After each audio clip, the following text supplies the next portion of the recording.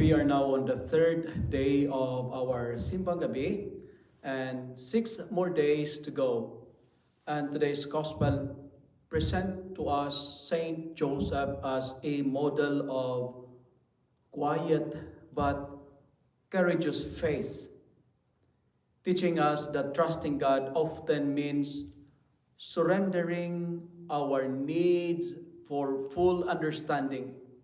When Joseph discovers Mary's pregnancy, he's confronted with fear, confusion, and the possibility of shame. Yet he does not act out of anger or pride. Instead, he pauses, reflects, and chooses mercy, revealing that trust in God begins when we refuse to let our fears dictate our actions. Joseph's initial decision already shows a heart inclined toward God, open to grace, and ready to cooperate with his plan. In his dream, Joseph listened attentively to God's voice, reminding us that faith grows in silence and openness to divine guidance. The angel's message does not remove all uncertainty, but it provides direction, and Joseph responds not with questions, but with obedience. To listen to God is not merely to hear His word, but to allow it to shape our choices and our priorities. My dear friends, my dear parishioners, like Joseph, we are invited to create space in our lives where God can speak.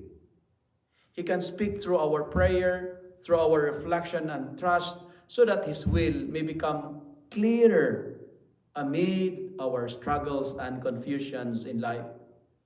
Together, Joseph and Mary, embody a faith that is lived through fidelity to God's will, even when the path is difficult. Their shared yes allows Emmanuel, God with us, to enter the world through ordinary human lives marked by sacrifice and trusts. The gospel for tonight reminds us that faithfulness is not proven in extraordinary moments alone, but in daily obedience and perseverance. Like Joseph, my dear friends, and Mary, we are called to trust God, to listen to Him, and remain faithful, believing that when we do His will, God brings salvation not only into the world, but into our own lives and the lives of others. For this reflection, allow me to end my sermon with 3 P's. P.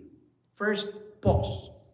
Like Joseph, we are invited to pause when problems arise instead of reacting impulsively. Joseph does not act out of fear or anger, as what I've told you.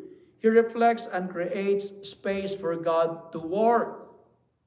My dear friends, pausing, reflection allows us to calm our hearts and recognize that on every problem needs an immediate human solution.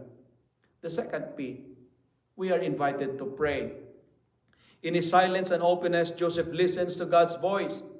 Prayer helps us see our struggles through God's eyes and reminds us that He is present even when answers are not yet clear. When we pray, we allow God to guide our decisions and strengthen our trusts in Him. And the final P that I would like to share is, like Joseph, proceed in faith. After hearing God's message, Joseph acts with obedience and courage. He moves forward despite uncertainty, trusting that God will provide.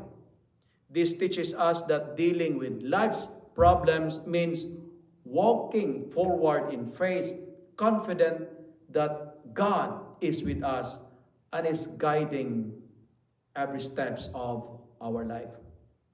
But friends, tonight, As we welcome the fourth day tomorrow, we are reminded in the figure of Saint Joseph to be righteous.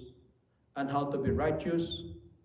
Always listen to God, because obedience speaks louder than words. See you again tomorrow.